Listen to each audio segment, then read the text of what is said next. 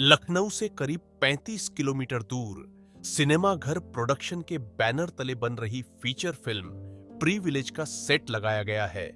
इस फिल्म की शूटिंग पिछले 1 साल से चल रही है। 1 साल से इस फिल्म की शूटिंग क्यों चल रही है, यह सवाल आपके जहन में जरूर आया होगा। हम बताते हैं कि इस फिल्म की शूटिंग में नेचुरल मौसम, सर्दी, गर्मी, बरसात को ध्यान में रखकर सभी सीन का फिल्मांकन किया जा रहा है। प्रिविलेज का संदेश दोस्ती और शिक्षा की परिवर्तनकारी शक्ति को उजागर करता है, जो विपत्तियों को पार करने में मदद करती है। सूरज की यात्रा इस विचार को दर्शाती है कि कठिन परिस्थितियों के बावजूद सपनों का पीछा किया जा सकता है और आत्म खोज में दृढ़ता एक महत्वपूर्ण गुण है। इस फिल्म में निभा रहे किरदार सूरज और श्रेया के बीच का बंधन इस बात पर जोर देता है कि जीवन की कठिनाइयों से निपटने के लिए समर्थन और जुड़ाव कितना महत्वपूर्ण है। यह संकेत देता है कि व्यक्तिगत विकास अक्सर उन रिश्तों से उत्पन्न होता है जो हमें प्रेरित और सशक्त करते हैं। अंततः फिल्म यह बताती है कि जीवन में बाधाएं हो सकती हैं, लेकिन मानवीय संबंधों की ताकत और ज्ञान की खोज आशा और संतुष्टि की ओर मार्ग प्रशस्त कर सकती है। इस तेज तर्रार युवा निर्देशक ने कई पुराने निर्देशकों की याद दिला दी है, जैसे श्याम बेनेगल, सत्यजीत रे, ऋषिकेश मुखर्जी के अंदाज में फीचर फिल्म प्रिविलेज की शूटिंग में व्यस्त विभु कौशिक के सेट पर हमारी ब्यूरो मंच न्यूज चैनल की टीम ने लोकेशन पर पहुंचकर बातचीत की। नमस्कार, आप देख रहे हैं ब्यूरो मंच न्यूज़। आज हम लोग आए हुए हैं फिल्म प्रिविलेज के सेट पर और इसके लेखक सिनेमाटोग्राफर डायरेक्टर विभु जी से आपकी मुलाकात करवाते हैं। नमस्कार। नमस्कार। विभु जी, आपने इससे पहले कोई कोर्स किया हुआ है डायरेक्शन का या राइटिंग का, क्योंकि आपकी एज बहुत कम है। मैंने 12th पास करने के बाद से ही थिएटर करना शुरू कर दिया था एंड थिएटर करते करते मुझे दुनिया की अलग अलग फिल्में देखने का मौका मिला एंड जब वो फिल्में देखी तो धीरे धीरे उसकी मेकिंग में इंटरेस्ट आने लगा एंड सीखते सीखते फिल्में देखते देखते जब इतना लगा कि कॉन्फिडेंस आ गया कि ठीक है हम कुछ ट्राई करते हैं खुद से बनाने का, तो कुछ शॉर्ट फिल्में बनाई एंड शॉर्ट फिल्म बनाते बनाते आज यहाँ हूँ कि मैं अपनी खुद की फीचर फिल्म बना रहा हूँ। बेसिकली जो फिल्में आपने देखी वही आपकी गुरु हैं। जी बिल्कुल। तो आपकी इस फिल्म का आइडिया आपको कैसे आया? शुरुआत में मुझे एक आदमी के बारे में पता चला था जो कि संडीला गांव में रहता है एंड वो हैंडीकैप आदमी है और वो गांव के जो भी अंडर प्रिविलेज बच्चे हैं जो जिनके पास इतनी सुख सुविधाएं नहीं है कि वो पढ़ सकें या कुछ अपने मर्जी से अगर कुछ करना चाहें, कुछ बनना चाहें वो कर सकें, तो वो जो आदमी है वो उन बच्चों को फ्री में शिक्षा प्रदान करता है। तो मैंने सोचा पहले कि मैं उसके ऊपर डॉक्यूमेंट्री बनाता हूँ एंड जब मैंने उस कैरेक्टर के बारे में और जाना समझा तो मुझे लगा कि ठीक है, जो सुनने में अच्छा लग रहा है बट ड्रामा बहुत ज़्यादा इसमें नहीं है डॉक्यूमेंट्री में। तो फिर दिमाग में आया कि इसको हम डॉक्यू ड्रामा बनाते हैं। एक स्टूडेंट का कैरेक्टर लेते हैं, कुछ सिचुएशंस उसकी खुद से फिक्शनल क्रिएट करके देन जो रियल आदमी है जो पढ़ा रहा है उसके साथ हम एक डॉक्यू ड्रामा शूट करते हैं।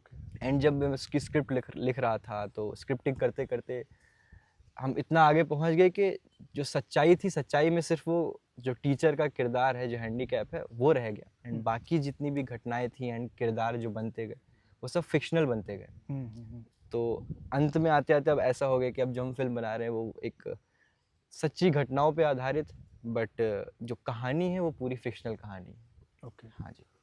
तो ये जो आपने ये पीछे सेट है, ये आपने बनवाया है या ये पहले से ऐसे ही है? जी, ये हमने बनवाया है, क्योंकि जैसा आप देख रहे हैं कि डबल डेकर जो ये हाँ, हमारी हाँ, झोपड़ी बनी हुई है, हाँ, ये हाँ। बहुत रेयरली हमको देखने में मिलती है। राइट।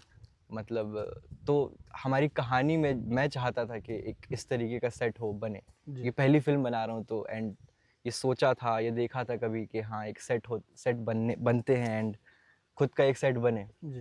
तो अपने लेवल पे जितनी हमारी क्षमता थी उस हिसाब से हमने एक प्यारा-सा सेट बनाया है। नहीं, नहीं, बहुत ही रियलिस्टिक आपका अप्रोच है। और ये सामने अभी आप हमारे कैमरामैन आपको दिखाएंगे भी, एक बहुत बड़ा सा तालाब भी है, हुँ। जहाँ पे आपने इस तालाब में भी कुछ शूट किया है? जी हाँ, तालाब में भी मैंने शूट किया है। मतलब जो डिमांड थी वो यही थी कि एक आइसोलेशन में एक झोपड़ी हो एंड उसके सामने अगर एक तालाब मिल जाए हाँ। खूबसूरत सा। तो तालाब था हमारे पास, जगह हमको मिल गई। लोकल सपोर्ट इतना मिला कि सब लोगों ने हमको यहाँ पे एक्सेप्ट किया हम लोगों को एंड पूरी तरीके से हेल्प करी एंड एट द एंड हम लोगों ने ये सेट बना लिया। Very nice। तो सर कोई दिक्कत परेशानी आती है यहाँ पे शूट वूट करने में? नहीं, कोई दिक्कत परेशानी नहीं होती। हम लोग यहाँ पे रात-रात भर शूट करते हैं, चाहे दिन भर शूट करते हैं। हाँ। हमको कभी किसी तरह से कोई मतलब परेशानी क्या, हमको उल्टा गाँव वाले खुद से आके पूछते हैं। हम डेली जब भी यहाँ पे शूट करने आते हैं, कोई ना कोई आता है एंड पूछता है कि कोई भी हेल्प चाहिए या किसी तरीके की कोई दिक्कत हो रही हो। क्योंकि कभी-कभी होता है कि कोई 1-2 आदमी ऐसे निकल जाते हैं जो प्रॉब्लम क्रिएट करते हैं। Right, right. तो यहाँ के जितने भी लोग हैं वो सब बहुत हेल्पफुल हैं, हर तरीके से हमारी मदद करते हैं एंड इतना आइसोलेशन में है कि इसके इर्द-गिर्द लगभग 4-5 किलोमीटर दूर तक कोई घर नहीं है, सिर्फ हाँ। जंगल ही जंगल है। हाँ, हाँ। तो रात में भी इतना सेफ फील करते हैं यहाँ पे कि हमको कभी कोई ऐसा लगा नहीं कि हमको यहाँ पे कोई दिक्कत होगी एंड यहाँ का जो जितनी भी पुलिस स्टेशन है एंड पुलिस प्रशासन जो लोकल है, एडमिनिस्ट्रेशन। हाँ जी, वो भी बहुत हेल्पफुल है हमारे यहाँ पे। घुंगटेर थाना लगता है यहाँ पे। अच्छा, अच्छा। जी, तो वो भी बीच-बीच में आके पूछते रहते हैं कि कोई दिक्कत तो नहीं है। हाँ, हाँ। हुँ। जो भी आप स्टोरी को लिख रहे हैं या आप जो मैसेज देना चाहते हैं, हुँ। वो क्या हो सकता है इस फिल्म के थ्रू?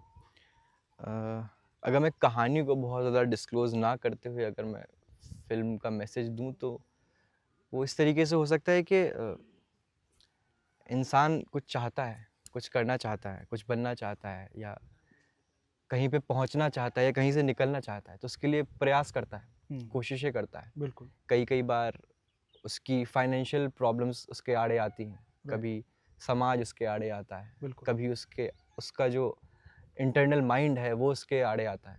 बट वो अगर कोशिश करता रहे, है ना? जो चाहता है उसके प्रति अगर वो कोशिश करता रहे, तो एट द एंड घुमा-फिरा के कहीं न कहीं से यूनिवर्स में ऐसी एनर्जी फैल जाती है कि वो चीज़ें उसके पास अपने आप से आती रहती है। ज़रूरी नहीं है कि उसके तरीके से आएँ, बट हाँ, वो चीज़ इट मीन्स ये जो फिल्म है आपकी, या यूँ कहें कि ये कहानी जो आपकी कहती है कि ये एक ही कहानी में आप बहुत सारे मैसेजेस दे रहे हैं।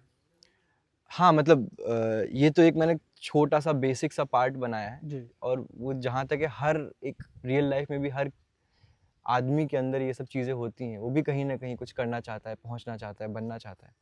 तो इस फ़िल्म में भी जितने भी किरदार हैं, मतलब ऑब्वियसली एक हमारा मेन प्रोटैगनिस्ट है जिसके इर्द-गिर्द कहानियाँ घूमती हैं। बट उसके इर्द-गिर्द जितने भी किरदार भी आते हैं, हाँ। उनकी भी एक बैक स्टोरी, उनका भी एक लाइफ़ की जर्नी हम दिखाने की कोशिश कर रहे हैं एंड वो भी हम पूरी तरीके से पोर्ट्रे करना चाहते हैं कि उनकी भी एक अपनी प्रॉब्लम है, इस मेन किरदार की भी अपनी प्रॉब्लम है एंड कहीं न कहीं जो हमारी फ़िल्म देख रहा है, उसकी भी एक अपनी प्रॉब्लम है। तो आपके हिसाब से ये जो फिल्म है, ये किसके लिए टारगेटेड हो सकती है? आप कुछ अवार्ड के लिए बनाना चाहते हैं, या इसमें जो कॉमन मैन है वो भी कनेक्ट हो सकता है? अ, मैं सच बताऊँ तो मेरी फ़िल्म में जो सबसे कम एज का एक्टर है, जो कैरेक्टर प्ले कर रहा है, मतलब एक प्राइमरी कैरेक्टर प्ले कर रहा है, तो वो एक 4 साल की बच्ची है एंड शूट करते वक़्त, लिखते वक़्त, बनाते वक़्त मेरे दिमाग में बस यही चीज़ें चलती हैं कि उस एज से लेके आगे उसके ऊपर की जितनी भी एज होती हैं, वो सब के सब मेरी कहानी समझ सकें। मेरे लिए सबसे बड़ा अवार्ड वही है। मतलब जो आप कहना चाहते हैं वो ऑडियंस तक जाए। जी, ऑब्वियस है कि वो नॉर्मल लोग भी उससे कनेक्ट करेंगे, जो भी सिनेमा हॉल या OTT या जिस भी प्लेटफॉर्म पे रिलीज होगी वहाँ देखेंगे तो उससे वो अपने आप को कनेक्ट फील करेंगे। जी, मतलब कहानी अच्छी बुरी ये तो ऑडियंस के हाथ audience में है, है, बट मैं ये सोच के बनाना चाहता हूँ कि मैं जो कहानी कह रहा हूँ हाँ। 5 साल से बच्चे से लेके एक 80 साल के जो बुजुर्ग हैं उन तक वो कहानी पहुँचे, वो भी इस कहानी से कहीं ना कहीं कनेक्ट कर पाए। 5 साल से लेकर 80 साल तक के लोगों के लिए ये इस फिल्म का निर्माण हो रहा है। होपफुली आप लोगों को ये बहुत पसंद आएगी और जल्दी ही हम इसे अपने सिनेमाघर या OTT प्लेटफॉर्म पे देखेंगे। Thank you so much.